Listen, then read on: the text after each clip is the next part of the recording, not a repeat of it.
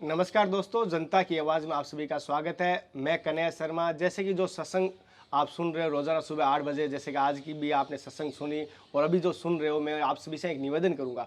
जिन भाइयों ने एड्रेस पूछा था उनसे मैं निवेदन करूंगा, एक बार मैं जब तक नहीं बताऊंगा तो मुझे उस चीज़ में गलत मत समझो। आप समझ रहे हो कि मेरा उसमें कोई हित है, मेरा कोई उसमें हित नहीं है। तो महाराज जी, मैं थोड़ा से बात काटते हो, पहले तो प्रणाम करता हूँ आपको, मेरे दर्शकों की तरफ से और मेरी तरफ से आपके दंडवत। सबको सप्रेम हरिस्मरण। मैं सवाल करने से पहले लोगों में कल 4-5 दिन से एक भ्रांतियाँ फैल चुकी है कि महाराज जी एड्रेस नहीं बताते, आप मना कर रहे हो या आप बताते नहीं हो, तो आप उनको एक सही जवाब बता सकते हैं। देखो, ये एड्रेस जानने से पहले मेरे एड्रेस जानने से कुछ लाभ नहीं होगा। अच्छा, मैं चाहता हूँ परमात्मा के एड्रेस आपको पता चल जाए। सत्य है। जब भगवान की पता आपको पता चले, भगवान के एड्रेस पता चले, तो उसमें विशेष लाभ है। मेरे एड्रेस पता चलने का कारण क्या है भाई? वहाँ तक हमारे हो और आपसे हमारा संपर्क क्या है? केवल भगवान को लेकर संपर्क है, केवल सत्य को लेकर संपर्क है, सत्संग को लेकर संपर्क है, और तो कोई संपर्क नहीं, कोई लेना देना इससे कोई मतलब नहीं। इससे तो बहुत रिश्ताएं हैं, बहुत संबंध है, बहुत जानकारियां हैं। एक संपर्क है, आप और हम दोनों माने भगवान की ओर चले, सत्य की ओर चले, एक दूसरे को सहायक बने, इस मार्ग में चलते समय एक दूसरे को साथ दे, ये सबसे बड़ी बात होनी चाहिए। तो इसलिए ये एड्रेस की तो अपने आप जानकारी हो जाएगी समय आने पर। तो इसलिए मूल चीज़ ये है, जिस एड्रेस के लिए हम सब इतने समय व्यतीत कर लिए, जो मनुष्य शरीर मिला है, इस उनके एड्रेस पता चल जाए और सही ठिकाना जानकारी हो जाए, ये हमारे लिए और आपके लिए और सबके लिए लाभप्रद है। जैसे गुरु जी ने बताया कि एड्रेस समय आने पर पता चल जाएगा, लेकिन अपना उद्देश्य है भगवान की प्राप्ति करना और आपकी समस्याओं का या आपके सवालों का हल देने की मेरी कोशिश करो। महाराज जी, जैसे आज का सवाल ओनली फॉर माताओं का है, उनमें से माताएं हो सकती है शादीशुदा, ये सभी ज़्यादातर मैंने देखा है। कुछ माताएं बड़ी है जो सास है, कुछ माताएं छोटी है जिनकी शादी अभी हुई बहू है। तो वो चाहती है कि हमारा घर किस प्रकार मंदिर बन जाए कि हमारे घर में कोई भी किसी से भी किसी भांत की लड़ाई झगड़ा या ना हो, कि दो दांत भी ना हो, ऐसा मिले कि राम राज्य हमारे घर में बन जाए। ऐसा कौन सा मार्ग है? देखो, मार्ग बहुत है, संतों ने शास्त्रों ने बहुत मार्ग बताए, परंतु जो हमारे लिए सुगम है, सरल है और श्रेष्ठ है, इस मार्ग को यदि हम अपनाएंगे तो हमारा काम होगा। मैं आपको एक बात बता रहा हूँ, गीता प्रेस से छपी हुई है, श्रद्धेय स्वामी श्री रामसुखदास जी महाराज के द्वारा लिखित गृहस्थ में कैसे रहें। अच्छा, एक किताब को आप अवश्य सब लोग एक बार अवश्य पढ़ना, गृहस्थ में कैसे रहें। और उसके ऊपर में एक चित्र है, शंकर भगवान है, माता पार्वती है, गणेश जी है, कार्तिकेय जी है और सबके सेवक अर्थात वाहन। वाहन कौन है? गणेश जी के चूहा और कार्तिकेय जी का मयूर, मोर, ठीक है ना, और माता का सिंह वाहिनी शेर है, और इनके सांप, नंदी और सांप। ये परस्पर क्या कभी एक साथ रह सकते? धरातल पर तो नहीं देखा कभी। बिचाओ, सांप और मोर परस्पर में दोनों शत्रु है भाई। सांप को अगर मोर देखे तो उसको खा जाए। मोर का सबसे बढ़िया खाद्य है सांप, बड़े प्रेम से खाता है, ठीक है ना। और चूहा सांप ये भी नहीं है, और शेर और नंदी वो नहीं है। परंतु एक परिवार के अंदर सब एक साथ कैसे रहते हैं? शंकर भगवान की जब हम पूजा करते हैं, इसे कोई एक गांव नहीं मिलेगा, कोई गली नहीं मिलेगी जहां पर शंकर भगवान का और हनुमान जी का मंदिर ना हो। सत्य है। सही ना? नहीं बताओ। सत्य है। शंकर भगवान और हनुमान जी का मंदिर सब जगह प्राय है। क्यों है? क्योंकि उनकी तरह हमको जीना है, उनकी तरह हमको रहना है। शंकर भगवान को अपने लिए क्या लगता है? स्मशान में निवास करते, दूर दूरा चढ़ा दो उनको, कहते ना, और उनको आग के पुष्प और बिल्व पत्र, साधारण गंगा जल हो नहीं तो साधारण जल हो, और उसमें तृप्त हो जाते। जो अपने लिए कुछ नहीं चाहते हैं और दूसरे के लिए क्या है? ओढ़र दानी आशुतोष, दूसरे के लिए जहर को पी ले, इसलिए नीलकंठ पड़ा। दूसरे के लिए तो जहर को पी जाए और अपने लिए कुछ चाहे ही नहीं। इसलिए तो हमारा प्रतीक, हमारे संस्कृति में सारे साइंटिफिकल रीजन है। इससे कोई कहते शंकर भगवान पर क्यों चढ़ाते? अरे शंकर भगवान जैसे हित करने वाले, जैसे मंगल चाहने वाले कोई मिलेगा? हनुमान जी जैसे भगवान का कार्य किए हैं, आज फल मूल कंदमूल खा के भी राम जी की सेवा करते, इसलिए तो हनुमान जी को हम पूछते हैं, आज शंकर भगवान को पूछते हैं। तो कहने का तात्पर्य गृहस्थ में कैसे रहे, ये किताब है, इसको सब लोग अवश्य पढ़िए, अवश्य पढ़े। अगर किसको पढ़ने की इच्छा है, अगर प्राप्ति नहीं हो पा रहे, तो अपनी तरफ से इस किताब भेज दिया करो। जैसे कि गुरुजी जो किताब बता रहे हो, मैं स्क्रीन पे दिखा देता हूँ एक बार आपको, स्क्रीन पे किस प्रकार की दिखाई दे रही है। हाँ। अगर आपको ज़्यादा तो जो भी होगा मूल्य मैं बता दूंगा स्क्रीन पे भी वापस। हाँ। अगर वो भी मूल्य आप अगर नहीं ले सकते हो, मार्केट में नज़दीकी बहुत सारी किताब प्रिंटिंग मिल जाती है, ऑनलाइन भी सुविधा, अगर वो भी नहीं ले सकते हो कमेंट में लिख देना, आपको मिल जाएगी। गुरुजी के आदेश के अनुसार मैंने बोल दिया हूँ, वो भी मिल जाएगी आपको। बस ये ध्यान रखना अपने भाव से, ऐसा नहीं हो आप मंगवा के रख दो, इसलिए माफी चाहूंगा मैं। हाँ, स्वामी जी महाराज कहते थे कि किताब को कैदी मत बनाना। हाँ, कैदी मत बनाना, मतलब उसको लेके खुद पढ़ो, पढ़ने के बाद में और दूसरे को दे दो। बहुत ठीक है ना, वो पढ़ के और दूसरे को दे दे, तो पढ़ने के ले जाओ, फिर पढ़ के वापस कर दो, नहीं तो इसे दे दो। किताब को कैद करने से बहुत दुखी हो जाती है, हम कष्ट हो, जैसे हम लोग घुट जाते हैं ना, ऐसे जो ज्ञान है, जो बात है, उसको ले। अभी बात करते हैं, आपका जो प्रश्न है जी भाई, हमको परिवार में कैसे सुख शांति में रहे और परिवार को हम मंदिर कैसे बनाएं, मंदिर कैसे, ठीक है ना। अच्छा, मंदिर में क्या है, हम जो मंदिर में जाते हैं बिल्कुल शुद्धता पूर्वक जाते हैं। हाँ। स्नान करके जाते हैं, अच्छे शुद्ध कपड़े पहन कर जाते हैं, और चप्पल को कहाँ रखते हैं? बाहर। चप्पल जूते को बाहर ही रहता है। अगर 1000-1200 रुपया की, अगर लाख रुपये की चप्पल जूते हैं, तो मंदिर के अंदर प्रवेश नहीं करते, बाहर ही। तो मंदिर जाने से पहले हम एक शू स्टैंड है, माने जिसको कहते चप्पल जूते रखने की स्टैंड है, स्टैंड है, उस स्टैंड में रख लेते या अलग से रख लेते। तो मंदिर, अगर घर को मंदिर बनाना चाहते हैं, पहले जिस प्रकार शू माने जूते को जिस प्रकार बाहर रखते, ऐसे अहंकार को अपने बाहर रखना। बहुत बड़ी बात, सही बात है, क्योंकि मंदिर में जूते का प्रवेश नहीं है। इस प्रकार घर को अगर मंदिर बनाएंगे, वहां अहंकार का स्थान नहीं है।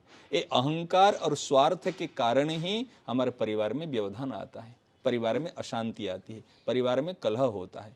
इसलिए हमको क्या करना है, हमको अहंकार, मैं बड़ा हूँ, मैं यहाँ के मालिक हूँ, मैं सब कुछ हूँ, मैं कुछ कर सकता हूँ, क्या भाव रखना चाहिए मैं को?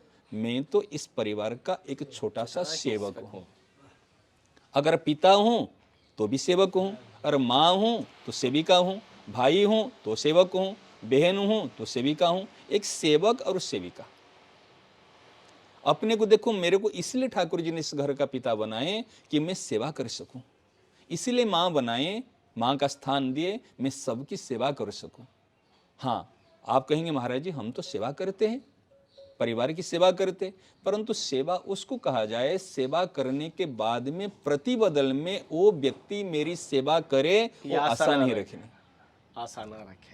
गीता जी में भगवान कहते हैं 47 नंबर श्लोक में, दूसरा अध्याय के, कर्मण्ये बाधिकारस्ते मां फलेषु कदाचन मां कर्म फल हेतुर्भुर माते संगस्त्व कर्मणि। अर्जुन कहते, अर्जुन तो यदि सेवा करना चाहता है, कर्म करना चाहता है, संसार में रहना चाहता है, एक तरीका है, टिप्स है, सूत्र है, वो जानकारी है कि कर्मण्य एव अधिकारस्ते, तेरा कर्तव्य कर्म करने में अधिकार है। एक है अधिकार, एक है कर्तव्य। मैं जो दूसरे के लिए करता हूं ये मेरा कर्तव्य, दूसरा जो मेरे से पाता है, दूसरे को जो मेरे से मिलता है, वो उनका अधिकार। बात समझ में आ रही ना। जैसे छोटे बच्चों को प्यार हम देते हैं, ये हमारा कर्तव्य। अच्छा। वो प्यार पाता है, वो उनका अधिकार। अच्छा। दूसरे का अगर अधिकार को रक्षा करेंगे तो कभी कलह नहीं होगा। जब अधिकार को छीनेंगे, पत्नी को पत्नी का प्यार नहीं दोगे, बेटे को बेटे का प्यार नहीं दोगे, और पिता को पिता का सम्मान नहीं दोगे, माँ को माँ के जो सम्मान है, आदर है, वो नहीं दोगे, तो उनका आदर, एक अधिकार, अधिकार को रक्षा करना, कर्तव्य को पालन करना, सूत्रात्मक बता रहा हूँ, आप इधर उधर भटकने की जरूरत नहीं, बिल्कुल सूत्रात्मक बता रहा हूँ। ये सारे प्रमाणित, प्रूव्ड है, इसको कोई टाल नहीं सकता, काट नहीं सकता। तो अगर कर्तव्य करने में तेरा अधिकार है, कहे तेरे को सेवा लेने में अधिकार नहीं है, सेवा करने में तेरा अधिकार है। और तो फल प्राप्ति की इच्छा मत करना। आप कहेंगे मैं काम तो करूं लेकिन मुझे फल नहीं मिले, आप कहेंगे मैं तो दिन रात तो काम करूं लेकिन कुछ रुपया नहीं मिले, या कैसे काम चलेगा? कोई भी काम करते हैं उनको तो कुछ अर्थ चाहिए, कुछ तो चाहिए। तो कई लोग भी होते हैं, कहे अर्जुन कहता चलो अगर आप फल के लिए मना करते हैं ना, माँ फलेषु कदाचन, कदाचन माने कभी भी, कभी कभी चाहे तो ना, कभी नहीं। जैसे कहते हैं ना चल आज नहीं चाहूंगा, कल नहीं चाहूंगा, कभी मौका मिले तो फिर तो चाह लूंगा। भगवान कहते ना कदाचन, कभी नहीं, फल प्राप्ति में कभी नहीं। कहे माँ फल हेतुर्भुर माते संगोस्त कर्मणि।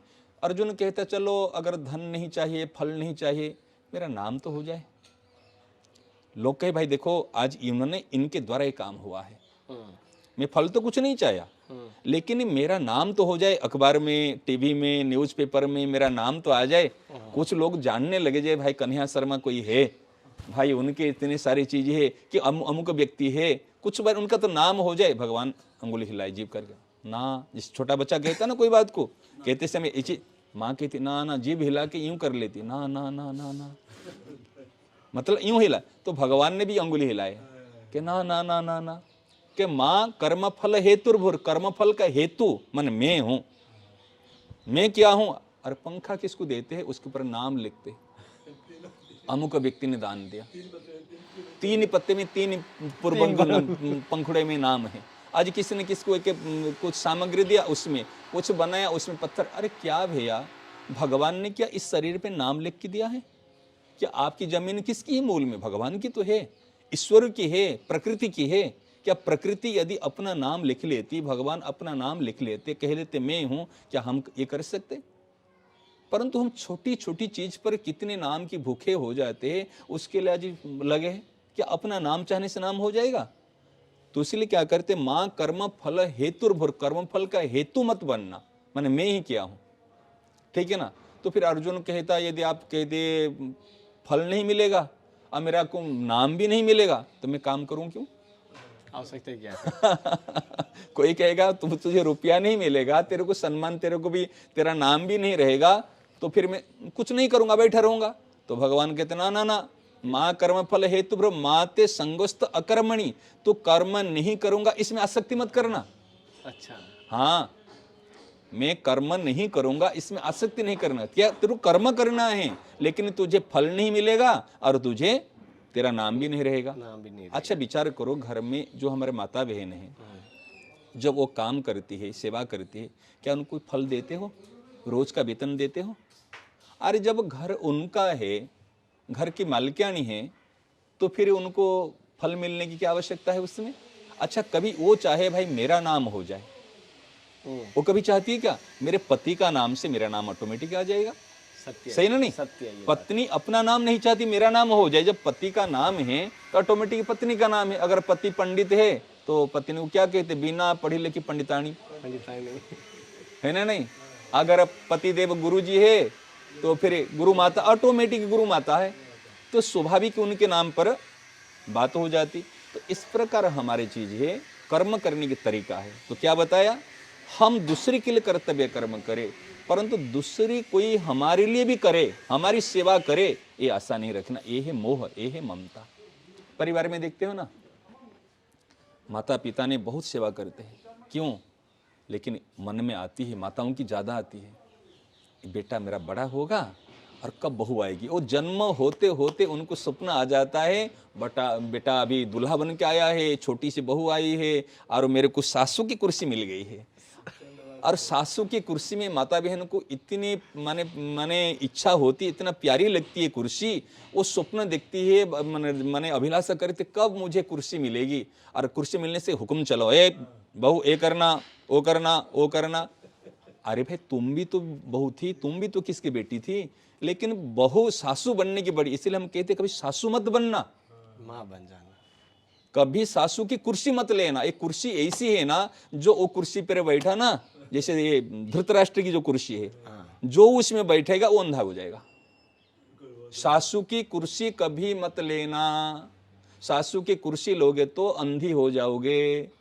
बेटी के लिए कुछ करोगे और बहू के लिए कुछ करोगे। अब देखो ना, बेटी अगर आपकी जीन्स पहन कर जा रही है, वर्तमान समय की बात बता रहा सत्य है, हूँ, सत्य तो फिर आपको अच्छी लगती है बेटी, कितनी स्मार्ट लगती है, बहुत अच्छी लगती है। अगर कभी एक उम्र की और बहू पहन ली तो गई बात। सोचो ना, वो भी तो उसी उम्र की है वो है, लेकिन ना, वो बहू को आप अलग हिसाब किताब से देखते हो और बेटी को देखते हैं। इसीलिए बहू कभी घर में नहीं लाना और कभी सासू नहीं बनना। हमने इसको बहुत रिसर्च किए। अब सही बताऊं, हमने देखा, हमने कितने परिवार में शांति में रहने के लिए कितने तरीका बता दिए, कितने क्यों हो नहीं हो रहा है। हमने डिक्शनरी जैसे कहते हैं ना, कोई देखता है, मैंने कहा ये डिक्शनरी से, जो परिवार की डिक्शनरी से कहते हैं ना, ये सासू और बहू शब्द को सदा के लिए डिलीट करो। अच्छा, हाँ, तो फिर क्या, ना कभी घर में बहू लाना है, ना घर कभी सासू बनना है। तो फिर बात समझ रहे ना? बहू नहीं, अगर बहू लाओगी तो आपकी दृष्टिकोण नजरे पर ये बहू है, ये बेटी है। अच्छा, बेटी की हर बात को पचा लेती है सासू, सत्य है, सही ना? नहीं, सत्य है, लेकिन दबा बहू भी की लेती है। कोई बात को भी उछालती है। उछालती है। वो अगर बेटी अगर टेढ़ी चलती है तो फिर सुहाती है, कहे देखो कितनी अच्छी लगती है। और बहू थोड़ी सी कभी अगर माने टेढ़ी ऐसे चाहती नहीं, ऐसे चल पड़ती, अरे देखो ऐसे चलती, ऐसे बोलती, क्यों? एक मन में भाव बैठता है, ये तो बहू है, ये तो पराई घर की बेटी है ना। इसीलिए उनको बहू नहीं, इनको बेटी स्वीकार करो घर में। इसलिए एक बात को सब लोगों को हाथ जोड़ के कहता हूं, आप इसको अप्लाई करना जीवन में। घर में बहू मत लाना, घर में लाना है तो बेटी लाना। एक बेटी दो, एक बेटी लाओ, तो घर में बेटी रहेगी ना, आपके बेटा बेटी है तो क्या क्या फर्क। जैसे बेटा बेटी के साथ में इतने साल बिताए, आराम से एडजस्ट कर लिए, बर्तन बहू के साथ में क्यों एडजस्ट नहीं कर पाते हो? बहू कितने भी खराब हो, मैं दोनों के लिए बताऊंगा। हाँ, बहू तो भी फिर बहू को सोचेगी ये भाई देखो, सासू सोचेंगे तो हमको महाराज जी हमारे कस बारे में। रहे, और बहू के लिए तो कुछ नहीं कह रहे। मैं दोनों के लिए बताऊंगा। तो पहले सासू बड़ी है ना, आप बड़ी के लिए बारी है, तो आपको क्या करना है, पहले तो आप सासू मत बनना, माँ बनकर रहना। पहले जैसे बच्चे के लिए, बेटी के लिए, बेटा के लिए माँ बनी थी, इस प्रकार आजीवन आप माँ बनकर रहना। सासू की कुर्सी को हटा देना, घर से कुर्सी को आने मत देना। एक बात ध्यान रखना। तो जब बेटी आएगी, बेटी क्या करती घर में, कोई भी बात, छोटी मोटी बात होती, माँ के पास फोन लगाती है, माँ ये हो गया, वो हो गया, वो हो गया, वो हो गया। माँ के साथ में दिल खुल की बात करती है, और सासू के साथ में बात को छुपाती है ना। अगर आप माँ बन के रहोगे, आते ही कहे बेटा ये घर तो आपका है, ले, मैं क्यों अपने पास चाबी रखूं, क्यों करो, तुम संभालो, अभी तुम संभालो, ले, तेरा घर है, आखिर तुझे लेना है, तुझे करना है, संभालो, तुम चलाओ, तुम आराम से चलाओ। तो क्या होगा ना, जैसे प्रेम देंगे, स्नेह देंगे, तो स्वाभाविक स्नेह प्यार मिलेगा। और बहू को क्या कर्तव्य है, बहू से तो मैं तो बेटी हूं, जिस प्रकार माँ को छोड़कर आया, अरे वो माँ के सामने मैं क्यों छोटी छोटी बात को फोन करके करूं, फिर उनके दिल क्यों दिखाऊं। मैं इस परिवार बताऊं जिन्होंने, जो माँ ने पहले बता दिया था बेटा, तो विवाह करके जाने के बाद में वहां की कोई भी बात मेरे कान तक नहीं आना चाहिए। अभी तेरा घर ओहा है, तेरी माँ है, तेरे पिता है, तो तेरे घर को कैसे संभाल रही है, कैसे समाधान करे तू जान। तो उन्होंने एक वर्ष पर्यंत अगर घर की कोई बात, बेटी की बात नहीं सुना जाए, अगर कोई मेन प्रॉब्लम होती बात अलग है, नहीं तो छोटी मोटी बात जो अगर नहीं सुना जाए, तो उनको सहन करने की शक्ति आती है, घर संभाल करने की एक जिम्मेदारी आती है, तो वो परिपक्व होती है। हम क्या करते, उसको परिपक्व बनाने नहीं देते, वो कच्ची रह जाती, वो झेल नहीं पाती परिस्थिति को। हर एक के जीवन में परिस्थितियां आती, ऐसे कौन व्यक्ति है जिसके जीवन में परिस्थितियां नहीं आती? ऊंची नीची परिस्थिति तो सबके जीवन में आती है, उसको झेलना। इसलिए भगवान कहते, अर्जुन स्ताम तितिक्षस्व भारत आगमा पाइनो अनित्या। ये जो आने जाने वाली परिस्थिति होती है ना, कोई नित्य नहीं, अनित्य परिस्थिति है, तो इसको सहन कर लो। जो सहन करने वाला बड़ा होता है। बात समझ में आई ना? इसलिए बहू को क्या करना चाहिए, जो शब्द उच्चारण करता हूं खाली समझने के लिए, तो बहू क्या है ना, वो बेटी बनकर रहे। जैसे माँ की सेवा करना, माँ की हर गलती को बेटी क्या करती, माफ कर लेती, और माँ भी बेटी की हर गलती को माफ कर लेती। लेकिन बहू बनने के बाद में सासू की कोई भी चीज को माफ नहीं करती, पॉइंट पकड़ती है, और वो बहु सास बनने के बाद में और उन्हीं को हर बात पकड़ती। तो आप कितने उपदेश दे दो, कितने ज्ञान दे दो, कितने कर लो, जब मूल प्रॉब्लम को आप सॉल्व नहीं करोगे, आप विचार करो ना, मूल में तो बीमारी है, अगर मूल बीमारी को दूर नहीं करोगे। मैंने बहुत इसके ऊपर अध्ययन किया और बहुत रिसर्च किया, और हमने एक परिवार में इसको ये अप्लाई किया। सूरत में एक परिवार नई शादी होकर आए थे, एक बार ऐसे महाराज जी एक बार आइए तो सत्संग था, तो एक बार गए और जाते ही हमारे जो रिसर्च था, जो हमने खोज की थी, हमने इसको अप्लाई किया और अप्लाई कर 100% इसका परफेक्ट आंसर मिला और इसमें लाभ हुआ। तब हमारे लगा कि ये उपाय ही काम कर सकता। सास जीवन में कभी बनना नहीं और कभी बहू घर में लाना नहीं। तो लाएंगे तो घर में बेटी लाएंगे और मां बनकर ही आजीवन रहेंगे, तो घर प्रेम का मंदिर बन जाएगा, सेवा का मंदिर बन जाएगा। जैसे शिवालय, जैसे देवालय जाते हैं ना हम, शिवालय देवालय, ये सेवालय बन जाएगा घर। केवल सेवा, केवल सेवा, एक दूसरे की सेवा के लिए है, एक दूसरे के लिए हम रहेंगे। मैं यदि घर में कुछ हूं केवल दूसरे की सेवा करने के लिए, दूसरा मेरी सेवा करे ये भाव नहीं रखना। और सेवा करने के बाद कभी जताना, देखो मैंने कर लिया ना, तेरे मैंने हेल्प कर दिया ना, मैंने उस दिन हेल्प की थी, मैंने की थी ना, अरे मैंने तुझे दिया था ना, तेरे पास कहां था, ऐसे कभी ये बात नहीं करना। और कभी बात घर में किसकी कोई भूल हो गई, परिवार में किसकी भूल हो गई, पति पत्नी में कोई बात, अब बात चलती कहे अब हम जाएंगे, कहे नहीं जाएंगे, पत्नी ने कहा नहीं जाएंगे, चलो आपने कहा नहीं चलेंगे, और जाते समय कोई रास्ते में मान लीजिए कोई एक्सीडेंट हो गया कि कोई अनहोनी बात हो गई, देखो मैंने मना कर रही थी ना, उनको ताना मारना, उनको फिर सुनाना, चाहे पति हो चाहे पत्नी हो चाहे परिवार के सदस्य हो, उस समय में उनका साथ देना। कोई बात नहीं, अगर मेरे से भी गलती हो सकती थी।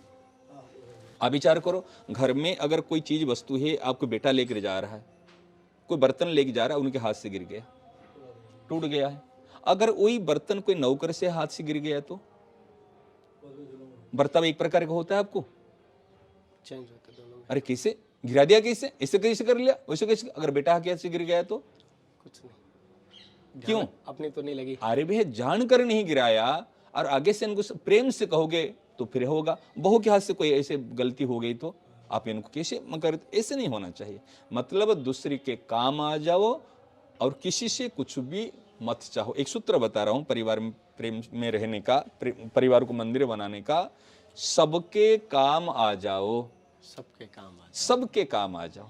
सूत्र क्या कहता है, सबके काम आ जाओ, किसी से कुछ भी प्रतिबदल में मत चाहो। अच्छा, हाँ, मेरा सेवा करना मेरा कर्तव्य है, सबके काम आना मेरा कर्तव्य है, परंतु दूसरे कोई मेरी सेवा करे ये आशा रखना ये कर्तव्य नहीं। आशा ही परमम दुखम। वास्तव में मरने से दुख नहीं होता, कोई व्यक्ति का मरने से दुख नहीं होता, परंतु व्यक्ति जब मर जाता है तो वो व्यक्ति से हमको जो सुख मिलने वाला था, जो सुख की इच्छाएं थी, अगर उसमें बाधा लगती है तब दुख होता है। आप विचार करो, कोई एक बेटा नौजवान है, वो 10 साल से बीमार ग्रस्त है, उठ नहीं पाता बेड से, आपको उनकी सेवा करनी पड़ती है, अगर उनकी शरीर चले जाता दुख होता है? नहीं होता।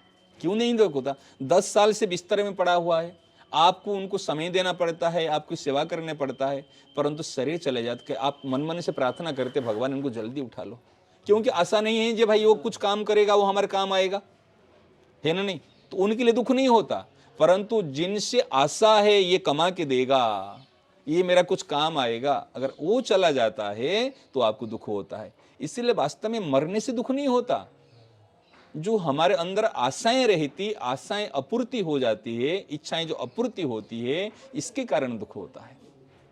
आशा ही परमम दुखम, नैराश्यम परमम सुखम। इसलिए अगर घर को देखो, बात तो बहुत है, मैं आपको सट बना रहे हो इसलिए मैं बता रहा हूं, आपको स्टोरी माध्यम से बता सकता हूं, माने प्रैक्टिकल घटना के माध्यम से बता सकता हूं।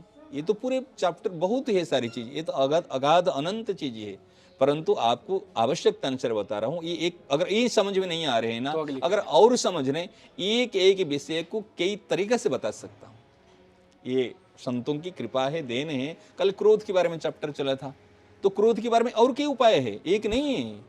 कल 3 उपाय बताए थे आपने। अगर और ही उपाय चाहते हैं ना, और उपाय बता सकते हैं आपको। जब तक आपका प्रश्नों का समाधान नहीं हुआ है, हमारे ग्रंथों में, शास्त्रों में और भगवान की वाणी में, महापुरुषों के अनुभव वाणी में इतनी सारी बातें हैं, आपके अनुकूल, आपको जैसे जचे रचे पचे, जैसे जचेगी, जैसे रुचेगी, जैसे पचेगी। और भोजन तो दे देकर पचे नहीं और रुचे नहीं, जैसे जचती हो और जैसे रुचिकर होती हो और जैसे पचती हो, इस प्रकार भी आपको दे सकते हैं। तो आप बताना आपको कैसी चीज जचती है, रुचती है और पचती है, उसी हिसाब से दे देंगे। जैसे कि महात्मा जी ने हमें बताया, माताओं का सवाल है, इसके प्रति कि माताओं का अगर कोई भी सवाल हो तो ज़रूर कमेंट करना और आपकी सवाल करना वापस अगर इसके संबंधित हो इस वीडियो में करना। लेकिन ये विचार आपको किस प्रकार लगे, जो बुक के बारे में जिक्र कर रहे थे, शायद बुक आ चुकी है, मैं आपको दिखा भी दूँ। गृहस्थ में कैसे रहे, ये देखो, बुक है, हाँ, गृहस्थ में कैसे रहे, गृहस्थ में कैसे रहे। और ये अगर आप अब मूल्य देखो में- इसमें देखो सिंह भी है, नंदी भी है, इधर से कार्तिक है, देखो इधर मोर है, इधर चूहा है, इधर सांप है। अब देखो, और कैलाश पर्वत बड़े प्रेम से परिवार में रहे थे, किसके साथ किसका मेल नहीं है। और एक बार मैं इनको बता देता हूँ इसका लमसम मूल्य, हाँ एक बार ये देखा, मूल्य 7 रुपया, 7 रुपया कोई ओनली 7 रुपए की है। और अभी जो किसी भी गीता प्रेस है तो 20% उसमें डिस्काउंट भी चला, तो आपको 5 रुपए की मात्र लगेगी अभी, अगर नज़दीकी आप दुकान से लोगे। अगर वो भी नहीं होगा, कमेंट कर देना, आपके एड्रेस पे पहुंच जाएगी। मैं ये कह रहा हूँ, कमेंट कर देना, आपके एड्रेस पे पहुंच जाएगी, मना नहीं करूँगा, मैं बिंदास होगा। लेकिन 5-7 रुपए की आप नज़दीक में मिल जाएगी। हाँ हाँ हाँ, आराम से। जैसे तो इसके लिए एक सूत्र जो आपको लास्ट में बता रहा हूं, सबके काम आ जाओ, किसी से कुछ भी मत चाहो। आशा नहीं रखना, आशा नहीं रखना, ये मेरा काम आएगा। काम आने वाला तो एक भगवान है, इसलिए हम सबके काम आएंगे, इसीलिए हमको यहाँ पर बनाया गया। हाँ, जैसे कि महाराज जी ने बताया, इस आपको किस प्रकार की लगी। अब मैं महात्मा जी से अगला सवाल और लूँगा, उसके बारे में इस सवाल के प्रति आपके जो भी विचार हो हमें एक बार कमेंट कर देना। अपना सवाल व्हाट्सएप कमेंट कर सकते हो, मना नहीं।